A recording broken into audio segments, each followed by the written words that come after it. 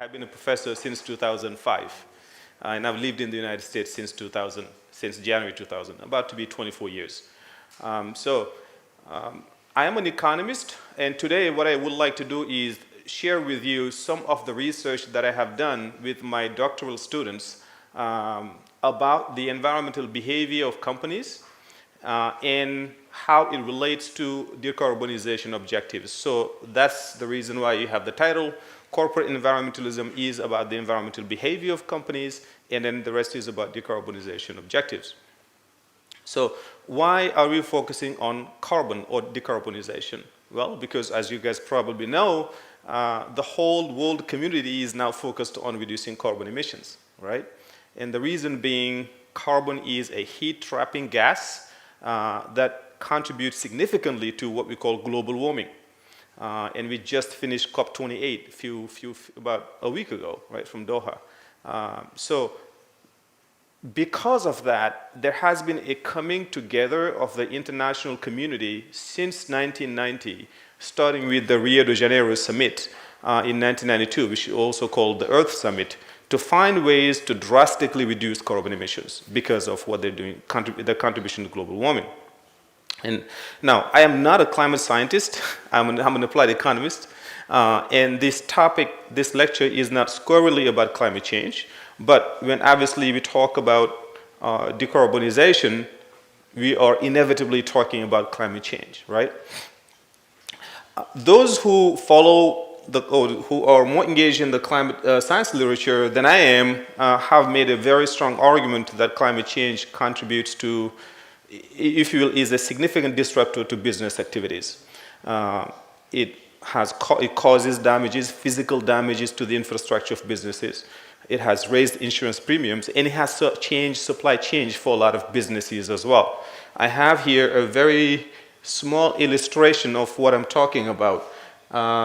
This is a representation of just a few weather events that have happened throughout the world that have contributed to changing supply chains for many, many countries. If you will, they have generated supply shocks for many countries. I'm going to start all the way to the top left over there. Under number 9, that was a flood. I'm sorry, number 14, so that was a drought. It was a very uncharacteristic drought that took place in Western Canada, and that led to a supply chain disruption to mustard seeds in France. French mustard, a lot of it is imported from Western Canada. And when that happened, it was felt in France. And right below that, number 9, this was a flooding that took place in the port of Vancouver that affected, or if you will, disrupted the supply chain for McDonald's, specifically McDonald's French fries headed to Japan. It led actually to a reduction of the portion of McDonald's French fries. Some people might say that's a good thing. The French fries are already very big. So this is just a small representation of meant to illustrate the increasing frequency and intensity of weather events that is contributing to changing the way companies do business. But it's not the only reason why companies are affected by climate change. It is also the fact that a lot of people, most people, more intensely your generation, as well as policymakers, are waking up to the reality of climate change and trying to do something very serious about it. And that materializes itself at the country level with the goal of trying to change energy systems. A lot of countries nowadays are trying to move away from fossil fuels towards renewable energy. And that means changes in environmental regulations, changes in what companies are allowed to do and what they're not allowed to do. You may be forced to reduce your reliance on fossil fuels. That will change your cost, that will change the technology that you rely upon. So it's another way that is disrupting business activity as well. For that reason, and not surprisingly, businesses around the world are making pledges to be carbon neutral by 2030, some of them by 2050, some of them by 2060. But most of them, the large companies, have made these pledges to be carbon neutral by 2050. So I would like the lecture to be interactive so that I'm not the only one doing the talking. Make sure that everybody's following, okay? Let me ask you a question. What is carbon neutrality? What do you think is carbon neutrality or net zero? Offsetting carbon emissions. Offsetting carbon emissions, exactly. So thank you. So what that means is, as we make things, as we manufacture goods and services, so I see a lot of you guys have laptops and phones, all of that stuff, when you make it, generates carbon emissions, right? And there is some amount of it that is unavoidable, right? That will escape and go into the atmosphere and traps heat into the atmosphere. Net zero, or carbon neutrality, is the goal of offsetting what goes into the atmosphere with what's taken out of it, so that on average, on balance, you have zero going into the atmosphere, okay? So that's the goal. Of course, not easy to achieve, but a lot of companies are making those pledges. Right. So how did we get to the point where carbon emissions, or if you will, climate change, is such a concern for humanity? Well, for that, we have to do sort of a brief historical or come back and make an explanation based on history here. We have to go all the way back to the Industrial Revolution, to the middle of the 18th century, which is when the Industrial Revolution started. And it went through a number of phases. The most relevant one for the purpose of our talk is the Second Industrial Revolution, which started in around 1850 or so, ran all the way to 1900, 1914 roughly. So that brought an era of massive industrialization relative to what we had before. So people in Europe and in America went from making things using their hands and using rudimentary instruments to using machines and mechanization. Well, that's wonderful in terms of living standards. Productivity increased exponentially. In other words, what we can produce was increased very, very significantly. Living standards improved very significantly. Wealth and health outcomes increased significantly. Those are wonderful outcomes. Unfortunately, all of those advances were generated with the use of energy, specifically fossil fuels. And that's oil, coal, and natural gas, because that's what the machines need. The machine need that to be able to produce, to work and operate. And those are highly polluting, right? Oil, natural gas, and coal generate a lot of carbon emissions, a lot of pollution. That's exemplified by the picture that you see there on the right. This is fugitive emissions coming out of smokestacks and polluting the environment, right? Pollution is a byproduct of manufacturing, right? No company goes out to just make pollution. You cannot just make pollution, right? You make something, and in the course of making that something, it generates pollution. That's why we call it a byproduct. Now, unfortunately, it's a bad byproduct, and it's one that doesn't discriminate. It affects everybody. It affects ecosystems, which ultimately comes back to everybody. It also affects people directly, right? If you live in the neighborhood of this plant, and this is affecting the air that you breathe, you might fall sick, even though you have nothing to do with the company that is making the products. You're not an employee there. You're not a contributor there. You have nothing to do with it, but you will suffer the consequences of it anyway, simply by living in proximity of that plant. Now, in economics, we say that companies, you guys, if there are any business majors, you'd probably understand that. What is the number one goal of a company?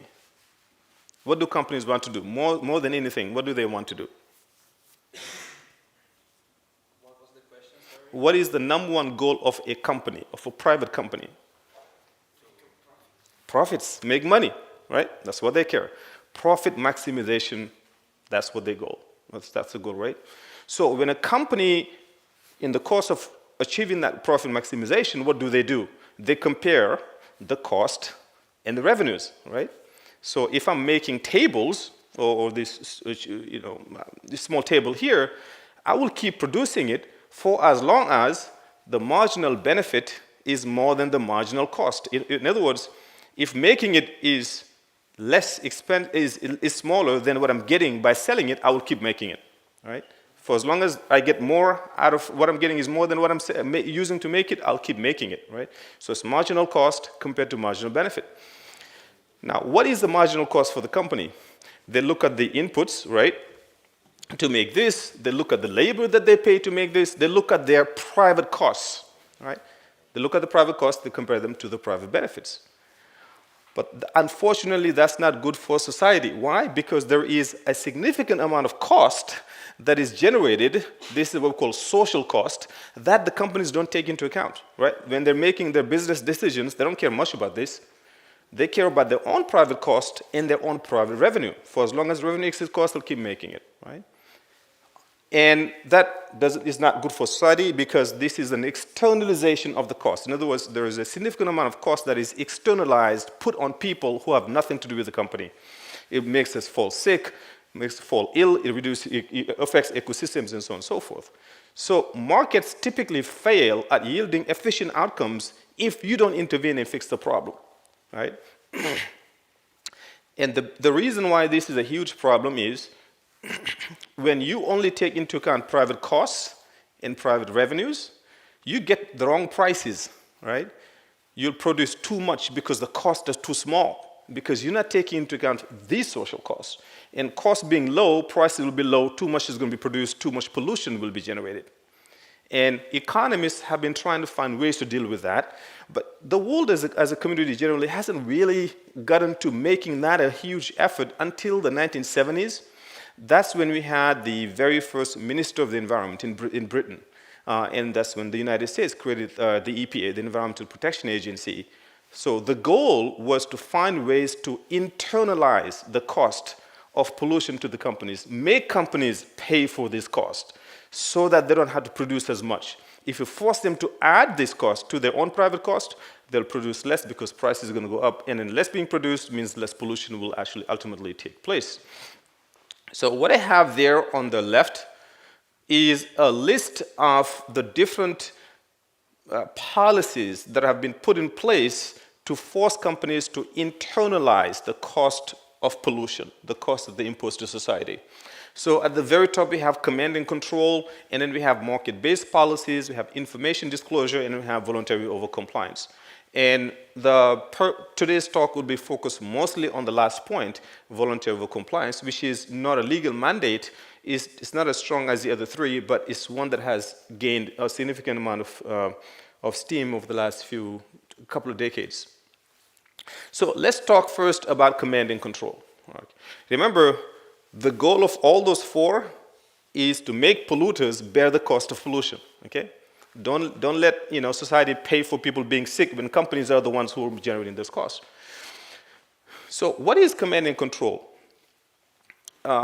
As the name suggests, it is to command companies about what they can do and what they cannot do, and to control them about making sure that they're adhering to those principles. So this is the most relied upon tool in the environmental protection toolkit across the entire globe. Every country has a command and control policy. Basically, it's to regulate what chemicals can be used or what pollutants can be used, because some pollutants, some chemicals can cause death, extremely dangerous to human health. And you have to regulate, you have to make sure that the companies are not engaging in certain polluting behaviors. So in the United States, for example, I have an example here, it's not working, but the very last bullet point, this is the clean air mercury rule. Mercury is a chemical that is very dangerous, that affects the nervous system, okay? It affects the brain of individuals. So there is a rule about how much of it can be emitted by any particular plant in the United States. If you're a coal plant, you cannot emit more than 15 tons of mercury a year. It's against the law. If you do that, you'll be in trouble. So that's an example of a command. The government telling you, this is you can do, this is at most what you can do. Sometimes the government will say, you cannot use this chemical, it's too dangerous, okay? Or if you use it, you can only produce it in a certain amount. So that's the command. Again, this is typically for chemicals or for pollutants that are very dangerous to human, that pose immediate threat to human health, that could cause birth defects or cancer or other things that are very bad to human health. Now, it's not enough to just command, you have to control. So this is the legislative approach. Typically, it's on the book, it's passed through laws, and it becomes a law. So if you violate it, you could actually go to jail, or you could be subject to heavy fines. Now, the second aspect of it, which is extremely important, is the control part of it. So the picture that you see here is an example of an officer of the EPA coming and checking, making sure that these companies are living to what they're supposed to do, that they're not violating environmental law. Okay? Unfortunately, this is where a lot of countries lack teeth. Almost every country has laws on the book that says you cannot do this, you cannot do that, this is bad for health, don't use it. Unfortunately, many countries don't have the resources to enforce those laws that are on the books. Countries that are developing don't have the means to do it. European countries or the United States typically have the means to enforce their own laws. But it has made a significant positive change for humanity generally. We breathe cleaner air as a result of these command and control laws. We drink cleaner water as a result of command and control laws. It's been extremely helpful. But it's not a sort of solution to all problems. That's why there is a different set of tools that are used for different pollutants, market-based instruments. So for pollutants that are not immediately dangerous to human health, there is something called cap and trade and something called taxing that are used to deal with those types of pollutants. So, for example, if you guys have a car, if you go to put fuel into your car, you pay a tax. Okay? In Europe, you pay a huge tax. The fuel tax in Europe is so big. In the United States, it isn't that big. But it's a tax. That's a pollution tax. So you want to drive, you want to pollute, yes, fine. You'll pay for the pollution. So essentially, that's the idea. You can pollute, but you have to pay for it. And the goal is to discourage people from polluting by making them pay for it. So in Canada, for example, every company, for every ton of CO2 that a company produces, they pay 65 Canadian dollars. For every ton of CO2 that a company emits, they pay $65 a ton. And it is scheduled to go up each year by $15 until it reaches $170 in 2030, in just 6 years from now. Right now, that $65 a ton of CO2 amounts to about 14 cents a liter when you put gasoline on your car. Like if you go to the car to put gasoline in your car, that is 14 cents a liter is because of that tax. Now imagine if that goes from 65 to 170. So you will pay a lot more to put fuel in your car. A lot more to put fuel in your car. Why? The goal is to disincentivize people from using those kinds of cars. Right? They want people to use electric cars, so you don't have to pay that tax. If you don't want to use it, if you don't want to pay for it, don't use it. So it is a mechanism that works well in many countries. So it's just the polluter pays. You pollute, you pay. And then they make that payment increasing so that it discourages companies from using those kinds of fuels and chemical fuels. Besides taxes, there is something called cap and trade. Cap and trade. Let me ask, how many of you guys have heard of cap and trade? Cap and trade in the context of environmental policy. No one? Okay. So the EU, which Spain is part of, instituted way back in 2005 something called the emissions trading system. So again, it's similar to taxes, but here the purpose is to create a market for how much should carbon be worth, how much should it be selling at. I'm going to explain this since not everybody is quite familiar with it. So let's say here, all of us, this is our country. We are a country, okay?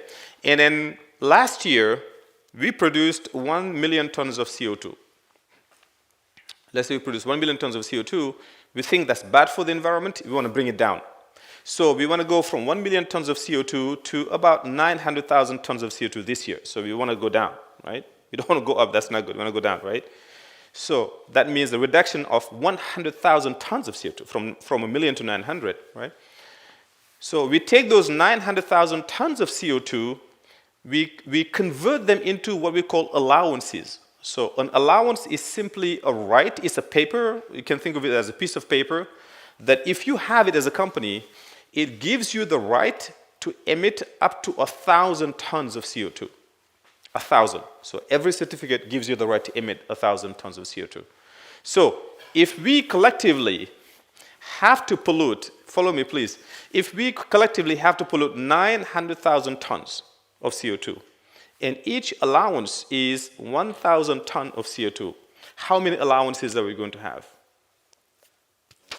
900, thank you very much. We have 900 allowances because 900 times 1,000 is 900,000, right? So we take those 900 certificates and then I distribute it to you guys. So think of me as the Minister of the Environment. I am in charge of distributing those allowances. I give it to you. You guys are companies. You're heads of companies. You make goods and services. I give it to everybody here based on how big they are, how their historical emissions, right? And now, what's the purpose of that? It is entirely possible that many of you have foreseen this, have been proactive about this, and said, okay, I know the government next year is going to make us pollute less, so I'm going to change my behavior. I'm not going to rely on fossil fuels as much. Maybe I'm going to rely on solar or oil, something else that's renewable. So I'm going to reduce my reliance on fossil fuel. Those companies that are proactive, they will not need to use all of their certificates. Because remember, the certificate is only used if you use dirty energy or energy that's not very clean. If you use renewable energy, you don't need it at all, right? The goal is to force them to not use it. Some companies might not need as much. Other companies, on the other hand, may not be so proactive. They're very lazy, or sometimes they simply have huge demand that particular year. They need to produce too much, and so they will need more than what they have been given. Everybody has a quota. If you go beyond your quota, you have to go buy more allowances to justify their production. So I have here a picture to explain that.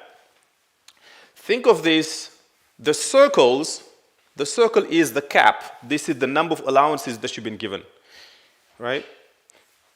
And the company on the left, they don't use all of their allowances. They generate a little bit of CO2. You can see CO2 is what's green. They don't, because they have clean technology, they don't need CO2. They don't generate as much CO2. Therefore, they don't need to use all of their allowances. They're a very clean company. They don't need it. This company, on the other hand, has not been proactive, relies a lot on fossil fuels, and they probably produce too much too. And you can see they are producing a lot more than they're allowed to by the law, by the regulator. And so they have to, by law, they have to go and buy certificates from this company. And that creates a market, that creates a trading mechanism so that this guy over here goes and buys certificates to justify the excess CO2. You have to make sure that you buy, you cannot just produce unless you have allowances to justify it. And so that creates a market. I have more than I need, you have fewer than you need, we can do a trade. And we're talking about thousands of companies buying and selling to each other, and that establishes a price for carbon. That's the idea of capping in trade. So you cap how much is going to be produced, and that forces companies to do the trading. Now, you can think about it. This only works if the cap is low, right? If the cap is very, very high, what do you think is going to happen?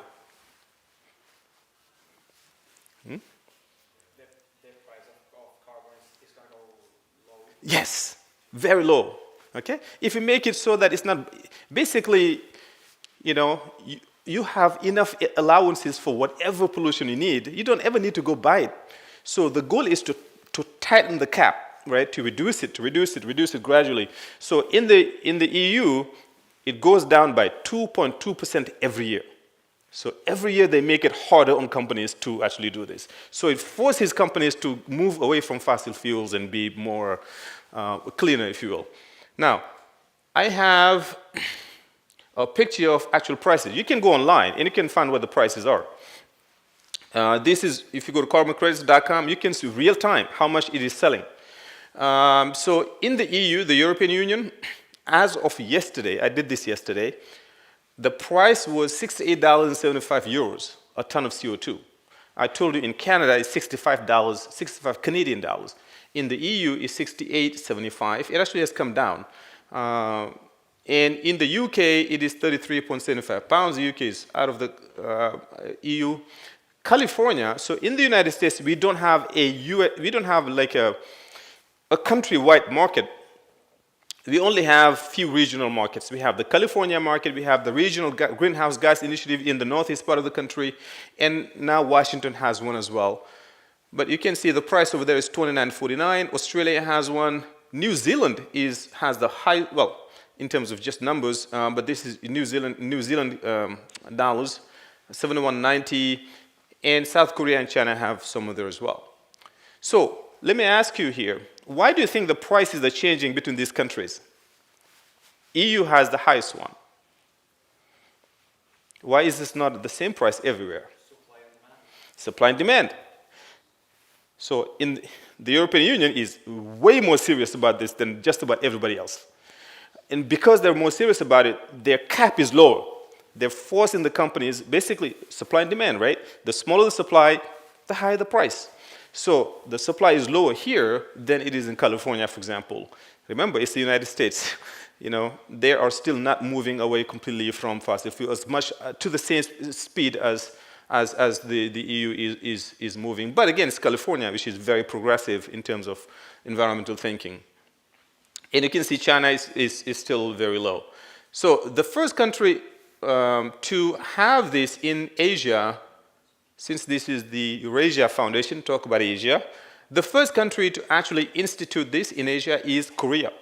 Korea is the first to institute the Korean emissions trading system back in 2015.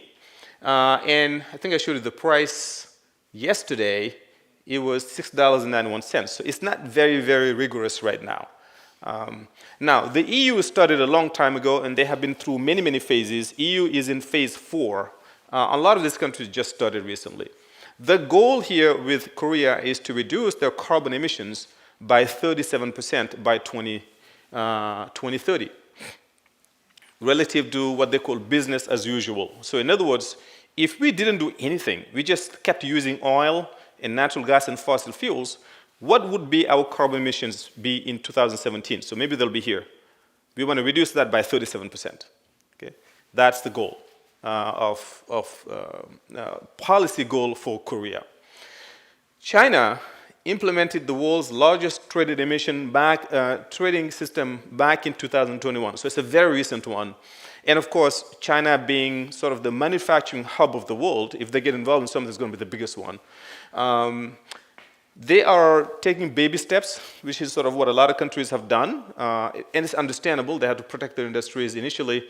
But the goal for them is to be carbon neutral by 2060. And if China gets there, that will make a significant dent in emissions in the world.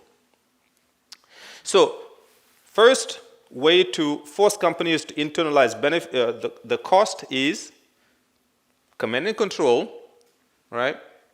Talked about that. Second, market-based instruments. You pollute, you pay, okay? You'll have to pay for that. You have to bear those costs. And then third, let's talk about environmental disclosure, okay? So the picture that is blurry here that you see on the right, this is the picture of a tragic incident that took place in 1984 in the city of Bhopal in India. Has anybody heard of the incident in Bhopal, India? No? Okay. And that's perfectly fine. It's a long time ago. So back in 1984, there was an American company, a chemical company called Union Carbide, that was processing methyl isocyanate and other chemicals in their huge facility in that city. Unfortunately, there was a leak of gas, and that gas leak caused thousands of people to die, to lose their lives, unfortunately.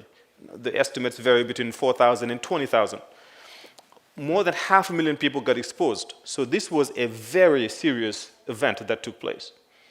And when that happened, a lot of countries said, oh my God, this could happen here too.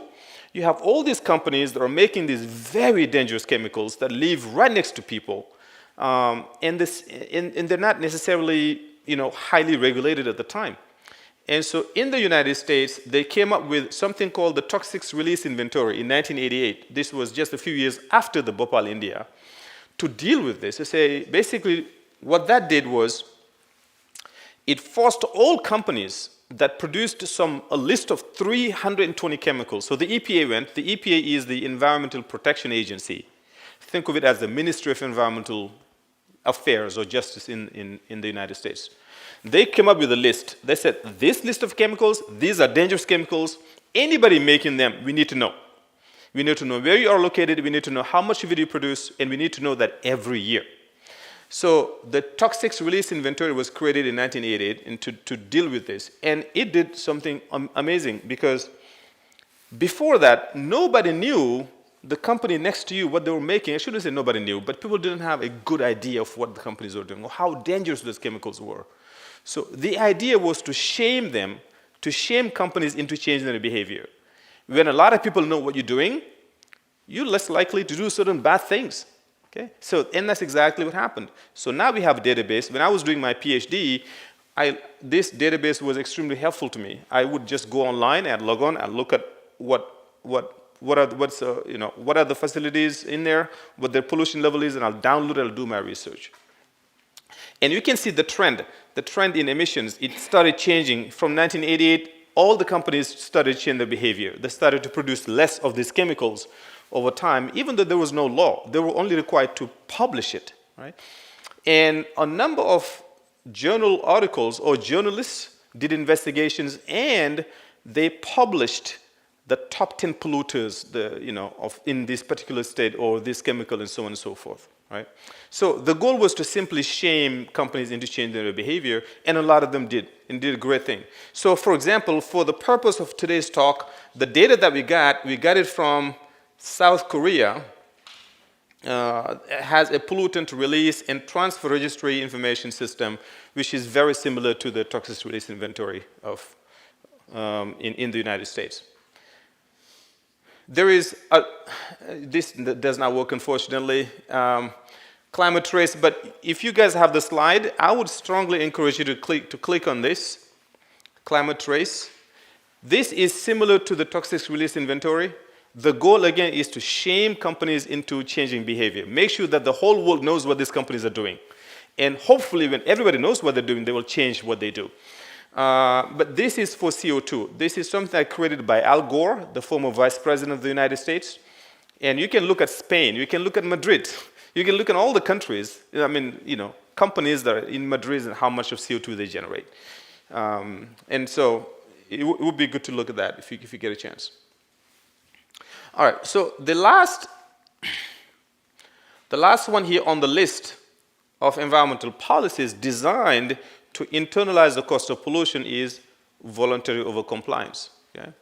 And that's one, as I said, that's the focus of the lecture, and that's what I will talk about now.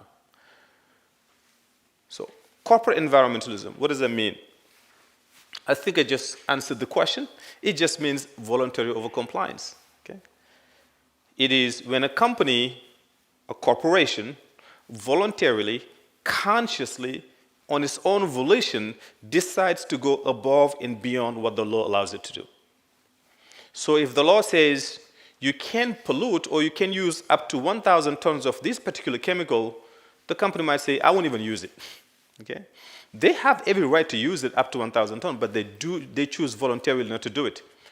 Or voluntarily reduce pollutions way below what they're legally required to do. Okay? So that's what I mean by corporate environmentalism. It's just voluntarily doing the right thing. Okay? Why do companies do that? So before I get to that point, let me talk briefly about the waste management hierarchy that you see on the right. So this is think of this as the most desired ways of dealing with pollution from the best to the worst. Okay? The best way to deal with pollution is to not generate it at all, right? The best way to deal with pollution is to not generate it at all. So we'll call source reduction, right? So if you can avoid generating pollution, that's even better, right? So if you're going to use cleaner technology to not have pollution, that's the best way. That's what we call source reduction at the very, very top. Avoid it in the first place. Okay? Sometimes it's unavoidable. There is an unavoidable amount of pollution. Now, can you recycle if you generate, so for example, if you have to use plastic bottle, if you have to use bottling, can you use plastics that's recyclable, for example? Recycling is the second best. The first best is to not do pollution at all. The second best is recycling.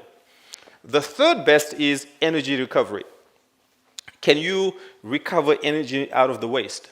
So, for example, methane emissions from landfill sites. Are you familiar with landfills? Anybody? Like the municipal waste that we generate, it goes into landfills, right? And that landfill, through an anaerobic process, generates methane gas.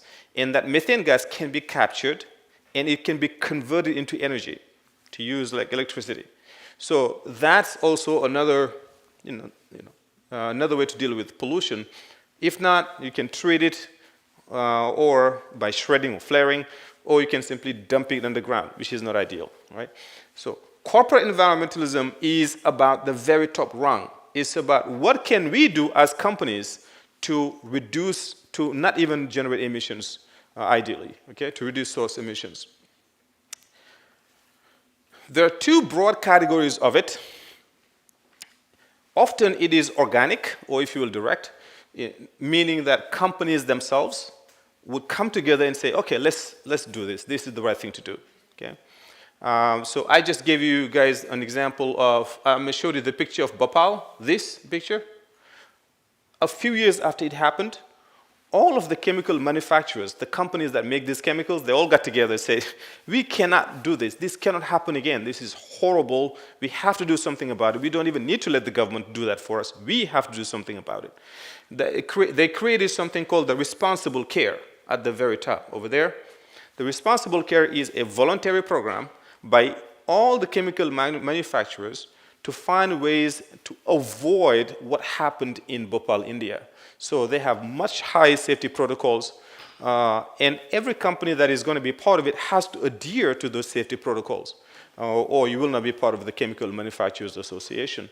So again, the goal was to just go above and beyond what they're required to do and do the right thing. And there's also the International Civil Aviation, planes, okay? They also have their own voluntary program. It's called the Carbon of CORSIA. I can't remember exactly what it stands for, but it's about reducing carbon emissions from flights. Okay. Yes? Is there any benefits for companies that do this? That do this? Very good. I'll get to that shortly. It's an excellent question. Yeah. Right. And so that's when companies voluntarily agree, without even anybody telling them. They just choose to do the right thing. The second way of generating corporate environmentalism is through the government or through NGOs. So in the United States, they passed the National Pollution Prevention Law. And Americans tend to be pro-business. So the idea was to make it so that the relationship between the EPA, which is the Ministry of Environmental Affairs, and businesses, so that relationship is more of a friendly one rather than one that's always adversarial. We're going to command you, we're going to enforce you, we're going to penalize you. No, let's work together. Let's collaborate. And as part of that, a number of voluntary initiatives came out. Okay? One of them is the Energy Star. Do you guys recognize the Energy Star logo? Yes. Okay, that's voluntary. You don't have to do it. If a company chooses to go above and beyond efficiency standards, they get that logo, right? So, but it's completely voluntary, and the companies understand it's valuable to them. That's why they do it, right?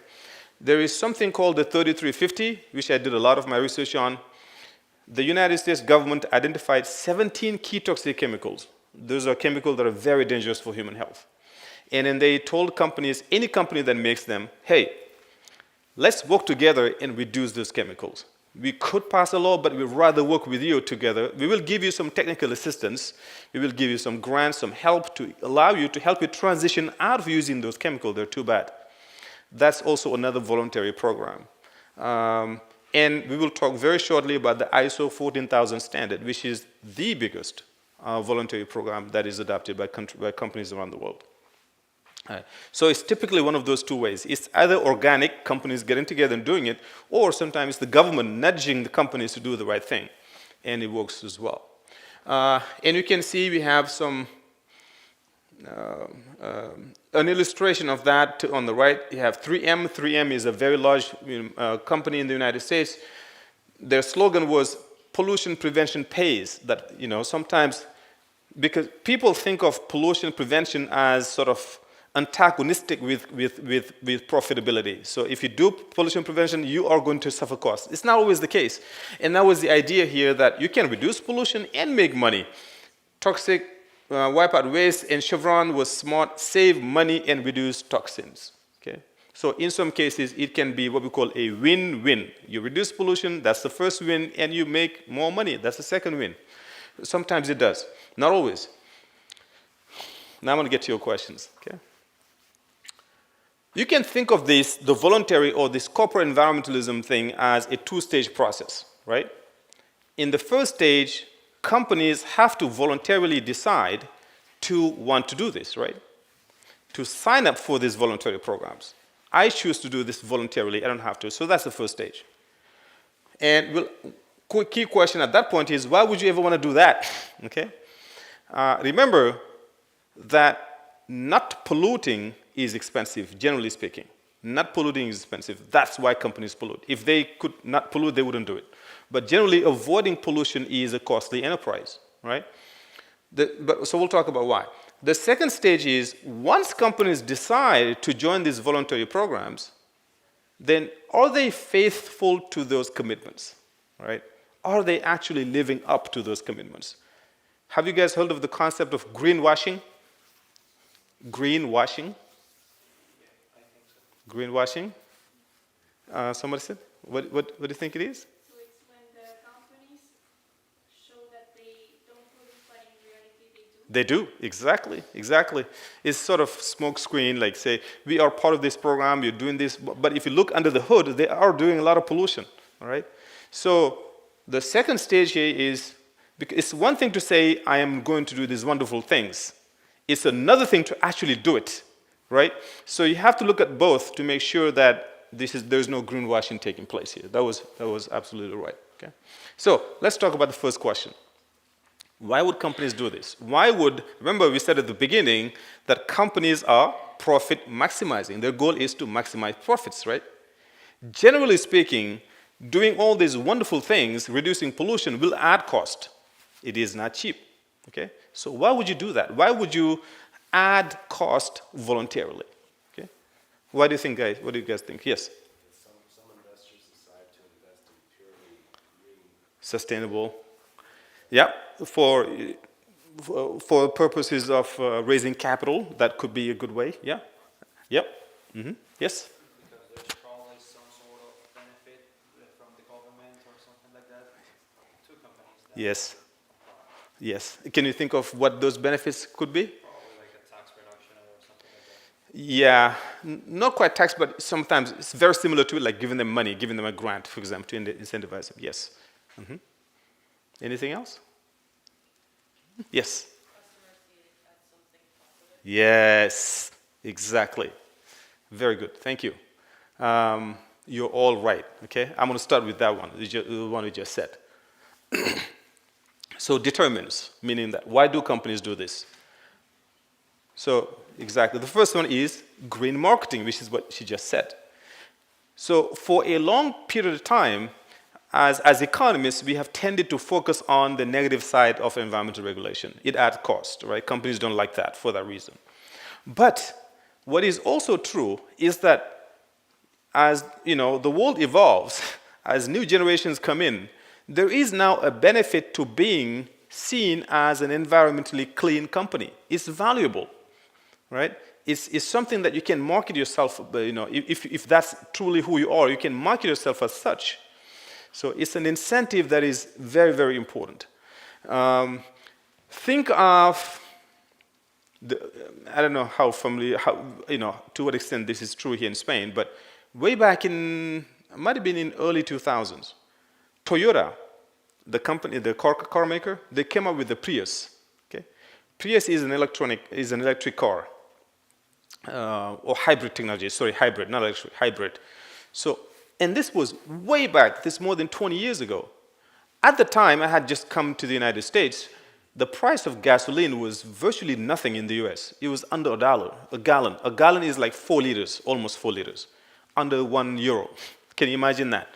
So the Prius came out in that context. It wasn't because fuel prices were too expensive. There was no economic rationale really to buy the Prius. It was expensive. But many people bought it. Why? Because they care about the environment. Okay? They're willing to pay a premium for a good or a service that values, that, if you will, takes care of the environment. Okay? And that is a market niche. It's a very powerful one. That's the same reason why you have all these people selling organics, organic foods.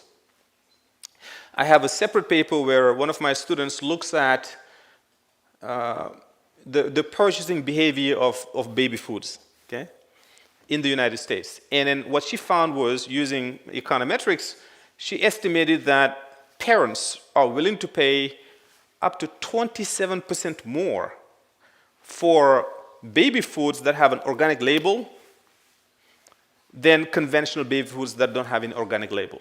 Are you guys familiar with organic food? Anybody know, can anybody tell me what that is? It's pretty much just food that is created through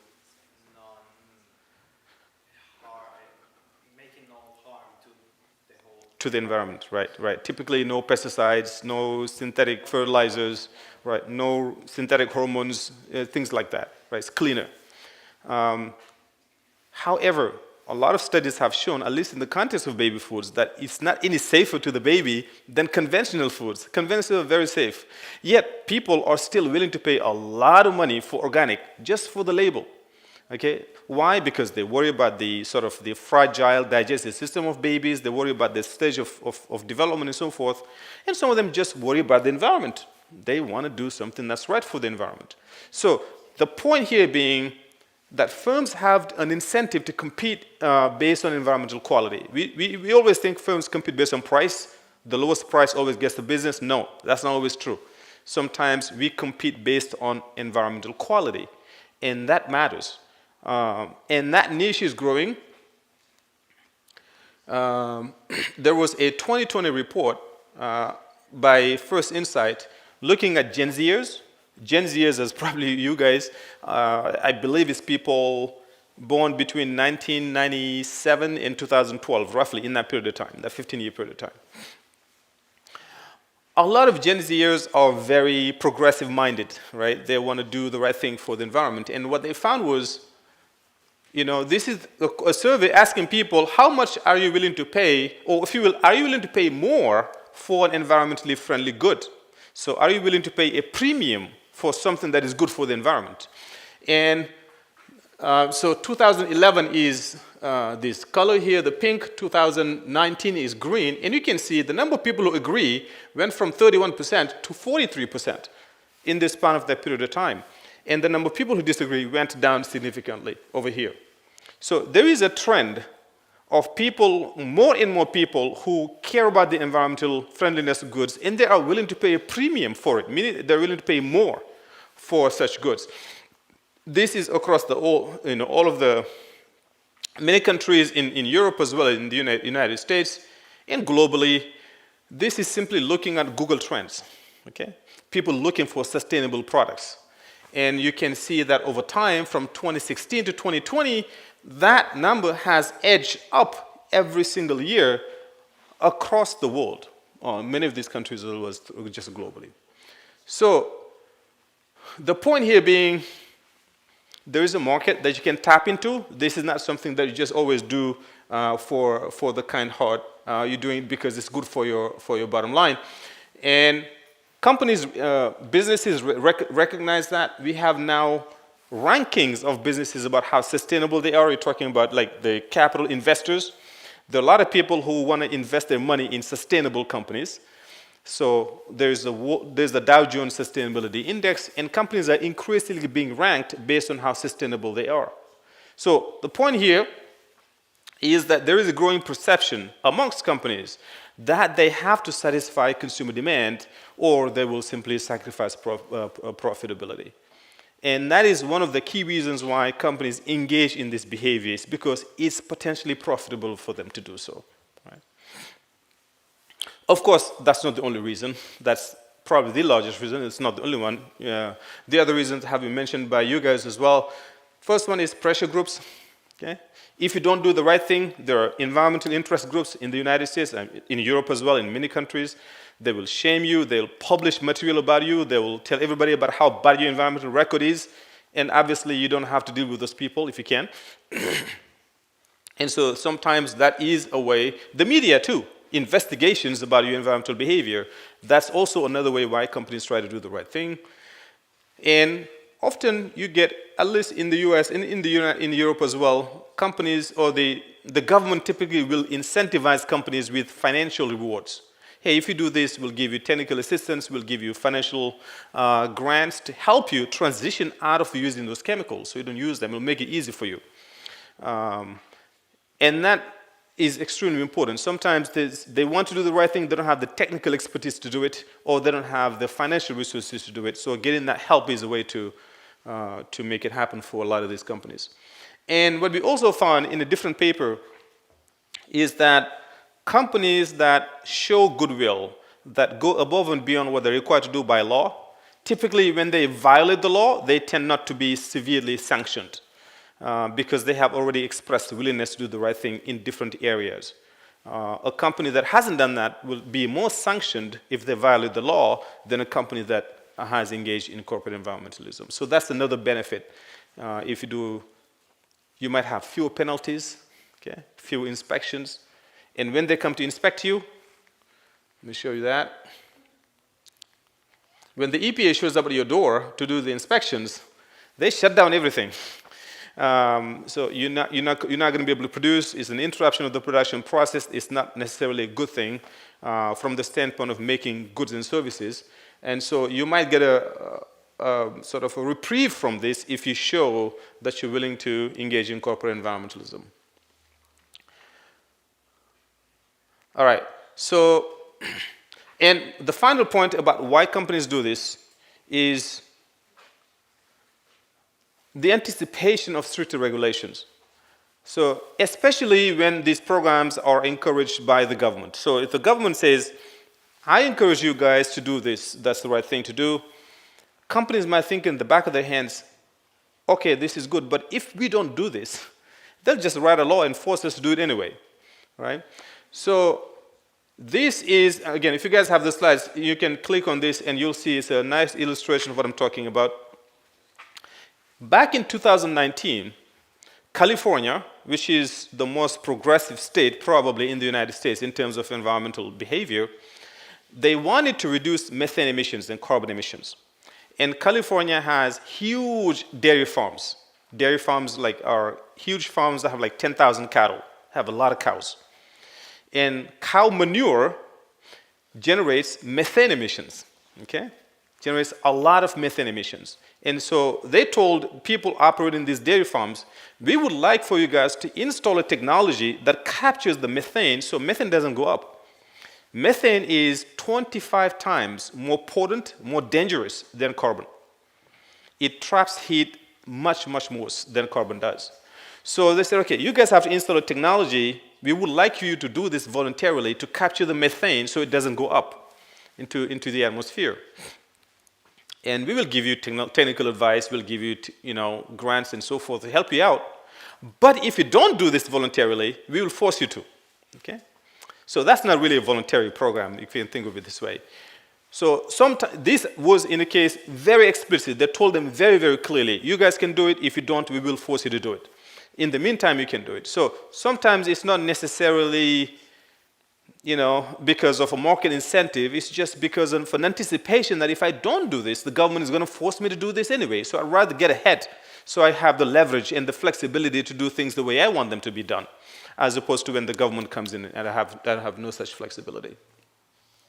So the second prong, or the second question here, the second stage, remember we said the first stage is why do companies do this? We just talked about why they do this. They do this because it's profitable to do, or they get some benefits from the government, or they anticipate if they don't do it, the government is going to force them to do it. That's the reason why they do it, generally speaking. The second question is, are these actually effective? Do they reduce pollution from what we would have observed if companies didn't engage in these programs?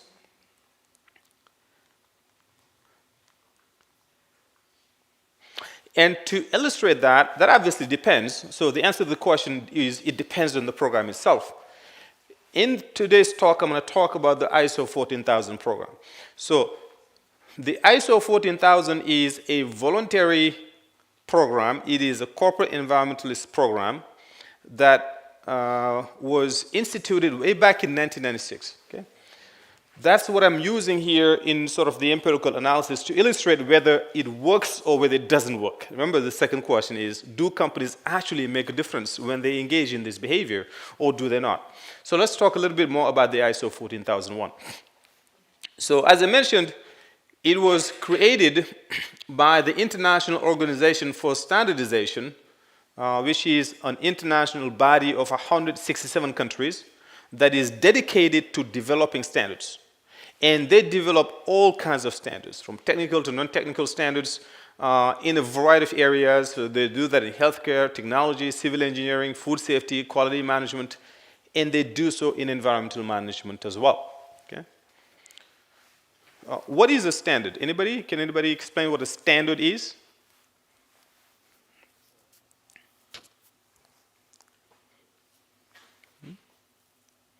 In manufacturing, what is a standard? The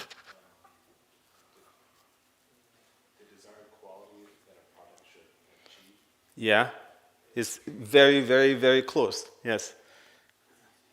It's just the normal way To do something. Yes, I can combine. You're all saying the exact same thing, essentially. Yes, it's what in their minds, in the mind of the body developing this, what is the best way of doing something? Think of this as a formula about the right way or the best way of doing something. That's what a standard is. The advantage of standards is it does what we call, it levels the playing field, right? So if you are a company that is located in, say, Senegal, I'm from Senegal, I'll pick Senegal, right? Wonderful, great country, but doesn't have the resources to enforce some of the environmental laws. So there might be a perception amongst consumers in Europe or the United States that, hey, this country located over there, they're doing great things, but the environmental record is probably not very good compared to a company that's located in Europe or located in the United States.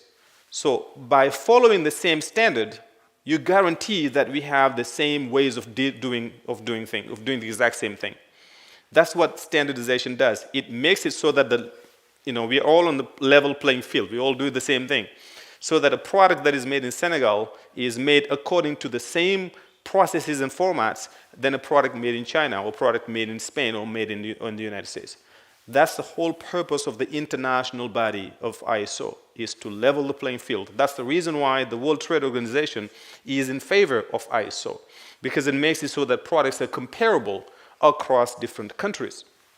So in 1996, they developed the ISO 14001, which is one of the many, many standards that they developed. But this one specifically is it's an environmental management standard. Essentially what it is a set of best practices for companies to reduce their environmental footprints. Okay? I say, you companies over there, if you want to reduce your environmental footprints, this is the best way to do it. And they publish those standards, and they want the whole world to adapt to those standards. Okay? So when it comes to ISO 14000 specifically, any company that wants to engage in ISO 14000 has to or is expected to do the following.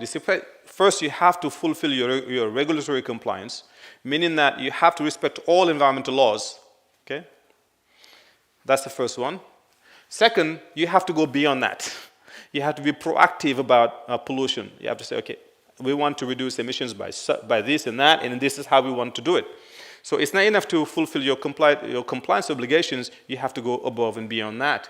And it is expected since 2015, because those standards, they keep revising them.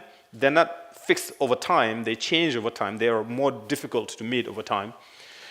Since 2015, any company that is ISO certified is expected to deal with climate change.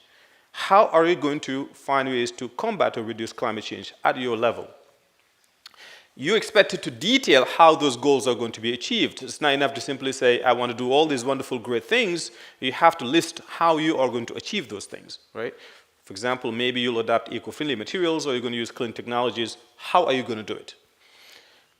You are expected to spend money to train your workforce, your employees, to instill in them the pollution prevention ethic, so that they instantly try to save pollution, turn lights off or turn water off. They have to be trained to behave in that way. And you have to evaluate your outcomes after a year or 2 or 3. You have to evaluate: are we where we're supposed to be? Are we not? We need to make changes, and so on and so forth. Right. So this is not it's not as prescriptive as some other voluntary programs, for example, that would say we want you to cut emissions by 10% or by 20%. This doesn't say that. It simply says this is the code of conduit that you want to adapt if you want to reduce your environmental footprint. Okay? Now, this is not a cheap thing to do. There was a study published in 2022 by Kim and Bay that indicates that the cost of certification range between $25,000 and $100,000 per facility to be ISO certified, right? Why? Because you had to pay for consultants. First of all, the company is expected to audit themselves. They have to audit their own production process to find out to map out the environmental footprint and find ways to reduce it. And they have to hire an external audit company to come and certify what they're doing as well. And they have to train their employees. All of that stuff costs money. So depending on the size of the company, depending on the complexity of the manufacturing process, it can be very expensive. It can be from $25,000 to $100,000. So it's not cheap. Yet, despite those costs, what we have seen is that throughout the world, a lot of companies have embraced ISO 14001. As of 2020, the most recent data that I have, I think now they have published even 2022, we had about 348,000 certificates all over the world. And this illustrates that ISO certificate simply means you are certified. The company has the certification is ISO certified, if you will. So my Excel didn't work out very well here. The one is 2001. So I have 2001, 2002, all the way to 2019. That's what you have on the y-axis. Okay, 1 to 19 is just 2001 to 2019. And on the x-axis, the bottom, this is simply the number of certificates that are available. There are the number of companies certified in the world. Okay. When you look at this picture, what jumps out of you? Mainly two things. Yes. The first of all, that there's no Latin American presence. Mm-hmm. And the other one is that the only year that was a setback was 2019. Yes, 2019 was a setback. Yep. Those are very good observations. Okay. What else? So in terms of geographic regions, where is this popular? Pretty much in East Asia and Pacific, and then Europe. Yes, East Asia, Europe, right? So if you look at this, yellow is Europe, right? So it started very small and it's been increasing, and then you have East Asia, right? So Europe is mostly the EU. East Asia, that's essentially 3 countries. It's China, Japan, and Korea, right? The United States, Canada, no, okay? It hasn't really been very popular there. But why is it popular in these 2 regions? Let's talk about Europe first. Why do you think ISO, again, voluntarily doing the right thing, is popular in Europe relative to other countries? Because this is probably the most regulated region in the whole world. In terms of environment, yes. Yes, essentially yes. Okay. So the EU has something called I forget the word, is the Eco Management and Auditing Scheme, EMAS. EMAS, called EMAS, the Eco Management and Audit, not auditing, Eco Management Audit Scheme, which is even more stringent than the ISO 14000. And it has ISO 14000 built in it. For a company to have the certification of EMAS, the Eco Management and Auditing Scheme, you have to adapt to ISO. And it's already embedded in it. That's the reason why it is popular, okay, in Europe. And like you said correctly, Europe is just very stringent when it comes to environmental standards. Why is it popular in Asia, in China? Okay. Here, get a better sense of why is it in China. So the blue line is the whole world. China is alone. is that line over there. And you can see it's roughly half of certifications are in China. Okay. What is it about China that would be interesting? Yes? This is just a theory, but it can be because of China being the mass producer of the whole world.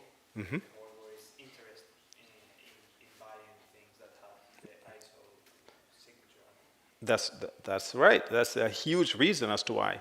China makes roughly a quarter of all goods and services, of all goods, manufacturing, sorry, in the world. About 25% of it takes place in China. That's a very good reason why. Anything else besides that?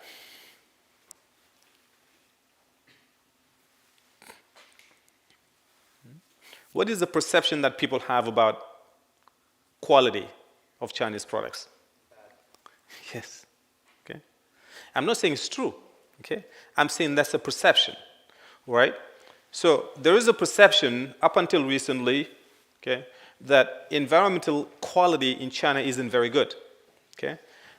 Even if you have laws on the books, they were not well enforced. Okay. That's actually not even false. That's generally the reality.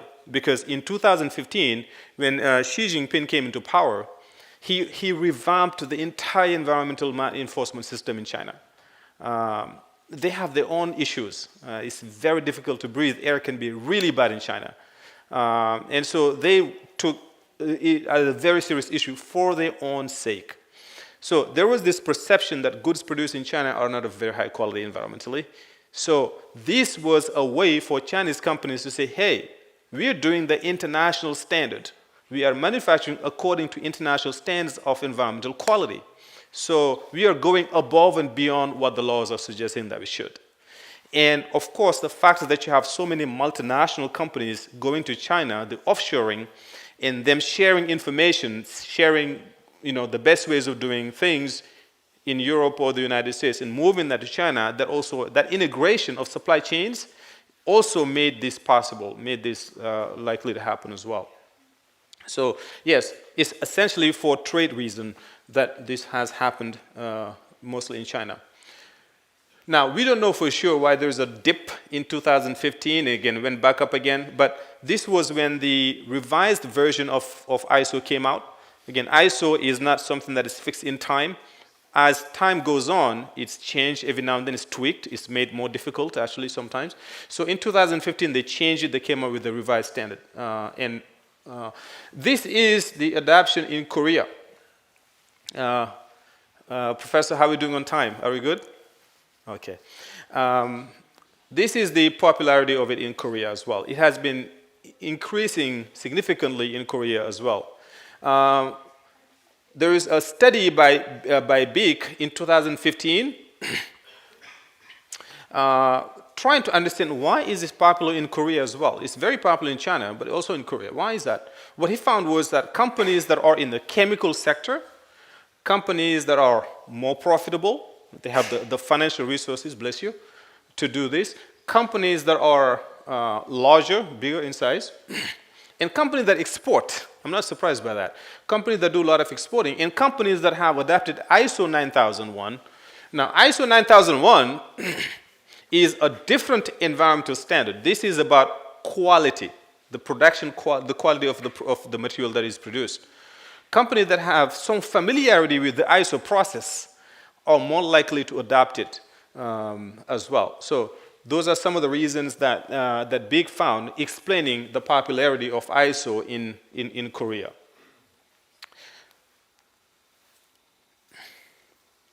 Now, it is entirely possible that part of the reason why ISO has been popular in Korea has to do with the KETS. Remember, I mentioned earlier that Korea instituted the very first emission trading system in in Asia, the KETS, similar to the EU market. The ETS in the EU market.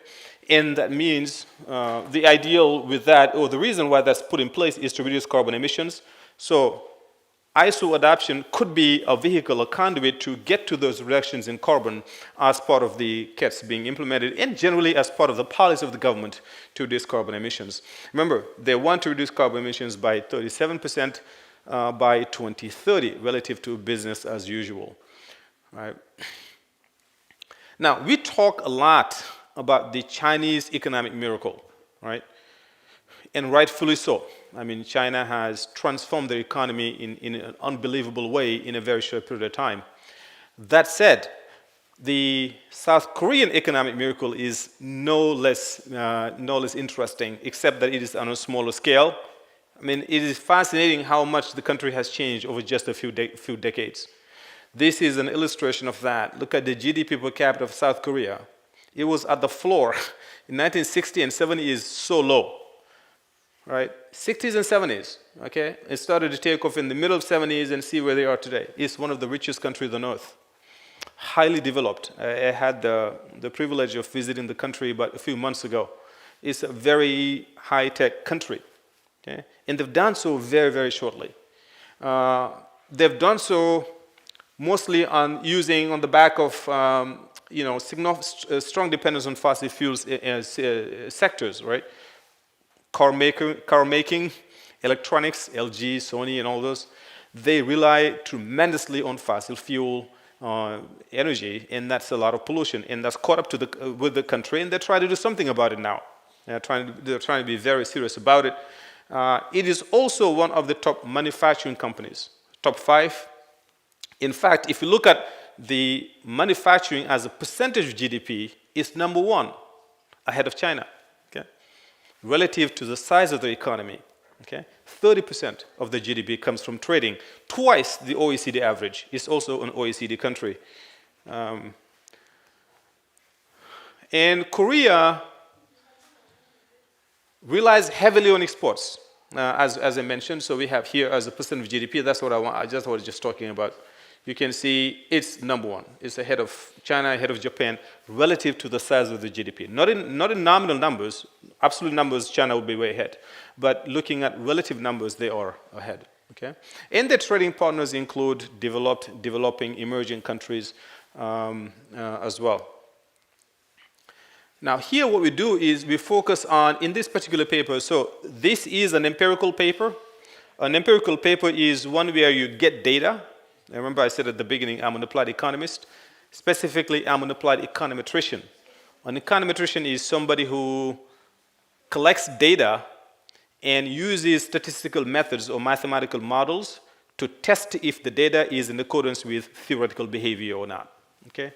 So here, what is the theory? The theory is that ISO 14000, adapting it, is going to reduce carbon emissions, okay? For a number of reasons.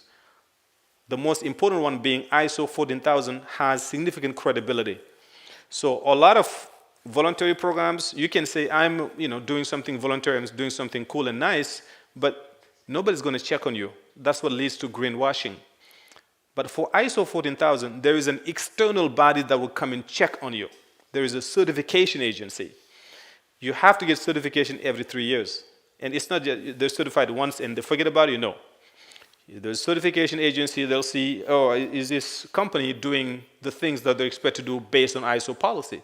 If they do, you get your certification. If you don't, you will not get the certification. And every 3 years, you have to do that process. That credibility is part of the reason why so many companies are doing ISO. Because if you say doing ISO, people generally believe, yeah, that's the pretty serious stuff. Excuse me. It is certified and it is expensive, right? You would expect, therefore, given that program is going to make a difference, a meaningful difference in emissions, right? That's the theory, and that's what we're trying to test. And to test for that, we are doing so using Korean manufacturing data. So we have a sample of 367 Korean manufacturing firms. In here, we have data from 2011 to 2015. So it's not a huge sample size, but it is representative of Korean manufacturing companies. And we have annual carbon emissions that we collected from the Greenhouse Gas Inventory and Research Center of Korea. We have ISO adoption data from the Korean Accreditation Board. And we have financial data from the Financial Supervisory Service in South Korea. So we have many different sources of data that we pulled data from and we merged it into one database. Okay? And we then used econometric analysis to study or to learn, if you will, or to test, if you will, if ISO 14000 certification is a credible conduit to reducing carbon emissions or not. Okay? And let me just briefly explain what econometric identification is about. So, how many of you guys have heard of the saying, correlation is not causation? Correlation is not causation. Huh? Okay, what does that mean roughly? Even though two things are like they're going in the same route, Yeah. doesn't mean that there's like a direct causation. Exactly. So things might be related on their face. If you just look at it, maybe if you plot, maybe they look like they have similar trends, but it doesn't mean that one is causing the other. It just happens to be that way, right? Econometrics looks at causation, not correlation. In other words, what we want to be able to say in this case is that if we see a reduction in carbon emissions, we want to be able to say that that reduction in carbon emissions is because of ISO and nothing else. It's not just by happenstance, by chance, this is happening. No, it's because truly ISO is what's causing that to happen. That's what econometrics is about. Now, I don't have here all the data. I'm going to spare you with that. I understand this is not necessarily a bunch of economists here, but I'll just give you the results. Okay. So think of it this way: if we just looked at ISO and ISO 14000 participation status, and we looked at carbon emissions, okay, we could find a negative relationship between the two. We expect to see a negative relationship, right? You expect to see that companies that are ISO certified have less emissions than companies that are not ISO certified. That's what you want to see, because if that's the case, it means ISO is good. It's reducing carbon, right? But it could be that the companies that are ISO certified are also more research intensive. In other words, they're more engaged in finding ways to reduce emissions. And because of that, they will reduce emissions anyway. So that would be a correlation. That's not causal. So for us to be able to have a causal relationship, what we are going to do is that we are going to hold constant a whole bunch of factors that explain carbon emissions, and we are going to vary ISO participation. So what do we have in this data? We have data on the size of the companies. In other words, how many employees they have. We have data on the sales, how much do they sell. We have data on profitability. We have data on the manufacturing sector they're in, because companies in different sectors are regulated differently. We have data on their location, and that's important because some companies located in certain provinces are inspected a lot more than other companies. We have data on research intensiveness of the company. We have data on a lot of factors. So think of this: we have two companies, right? We want to make sure we make sure that those two companies have similar sales, they have similar research R&D, they are in the same region, they have similar intensity of inspection, they have similar a whole bunch of things. Okay? However, one is ISO certified, the other one is not. Okay? In other words, the only difference between them is that one is ISO certified, the other one is not, but they're similar along so many different levels. If that is the case, and we can detect a meaningful difference in carbon emissions between them, we can say that's a causal effect of ISO, right? It's not because of sales, because these two companies are similar sales. It's not because of R&D, because it's the same level of R&D. It's not because of geographic representation and so on and so forth. That's the whole point of econometrics, is to hold constant all of the other factors that could explain emissions and only vary one. The one that we're varying here is ISO 14000 participation. And if we do that variation and we see a change in carbon emissions, we can credibly say then that this is a causal effect of ISO 14000. It's not because of sales, it's not because of anything else. We call that controlling. All right, so that's what we do here. And when we did that, what we found was that ISO 14000 ISO 14000 certification, companies that are ISO 14000 certified, on average had 34.4% lower emissions than companies that are not ISO 14000 certified. Okay? Again, this is not a correlation analysis. This is a causal analysis where we control for so many things that could be explaining ISO 14000. Those are not playing any role. The only thing that is really varying here is ISO 14000 participation. And this is a huge difference, right? 34.4% difference between carbon emissions of those that are ISO certified and those that are not ISO certified, right? And to do that, we decompose CO2 into two sources. There is something that is called Scope 1, Scope 2, and Scope 3 emissions. If you're interested in climate change, you'll hear that a lot. So Scope 1 emissions are basically carbon emissions that are the direct result of the company's activities, right? These are activities that are on site of the manufacturing process, okay? So if I'm making chairs, that generates pollution on site. That's called Scope 1. That's what we're looking at here. This CO2 from production, this is Scope 1 emissions. These are emissions directly under the control of the company. And then we have something called CO2 from energy, and that's called Scope 2 emissions. So to make goods and services, you need energy, right? And the energy, you have to buy it. Typically, companies don't make their own energy. They have to buy electricity from somewhere else. And the electricity that you buy or the energy that you buy also generates pollution, okay? Making it to deliver it to you, that generates a lot of pollution. We call that Scope 2. So we look at both Scope 1 and Scope 2. This is energy use. What we find is that ISO 14000 is very effective in reducing carbon from the company's installations, the company's own processes. Reduces by 34.4%. And the star that you see on top, this star is meant to capture the level of statistical certainty that we have in our estimates. How much do we believe in this estimate being credible? Remember what we're doing here. We have a sample of 367 companies, and we want to project that out to the entire Korean manufacturing. This is similar to polling. When you try and ask people who you're going to vote for, they only ask for maybe 500 people, okay? But it is meant to be a representation of the opinions of the whole country, right? It's kind of like that. We have 367 companies, but we are trying to make projections about the efficacy of ISO 14000 for the whole country, South Korea, its manufacturing sector, to be precise. And so, if we have a significant degree of confidence in the estimate, we put a star. That's what that means.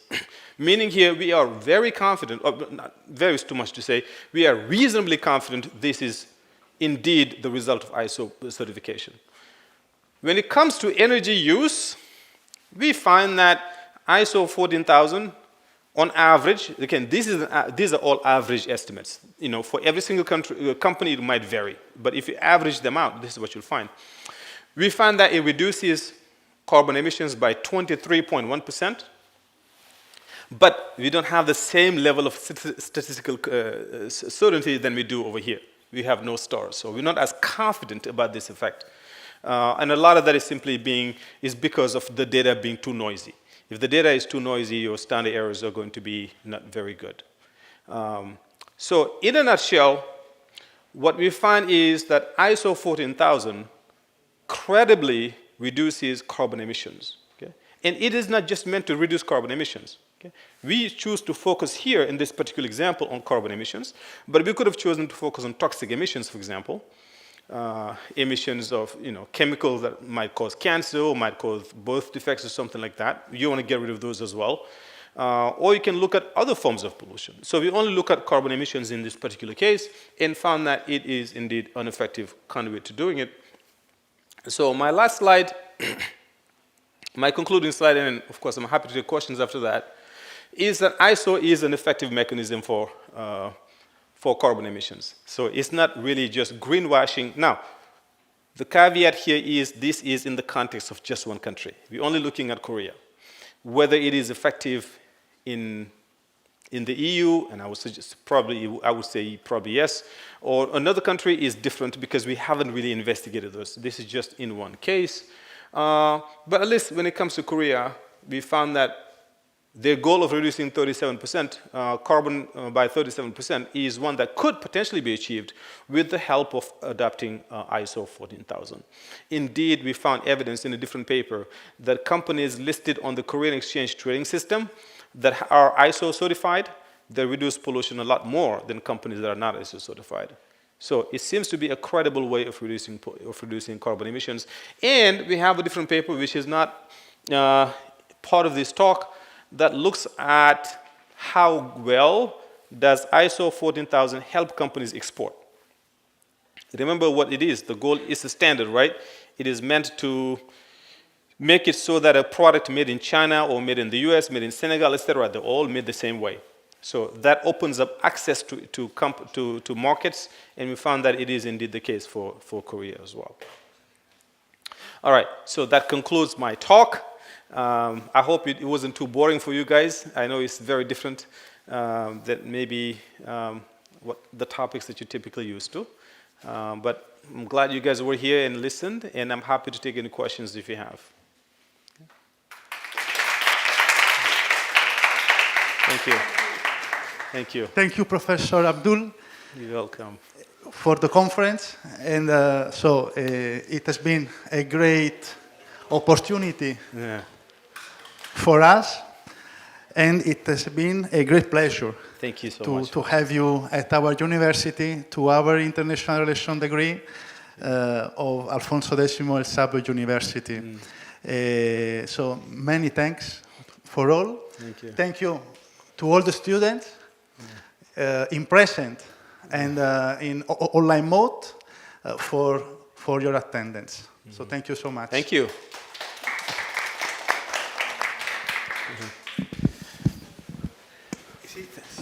Si me dais solamente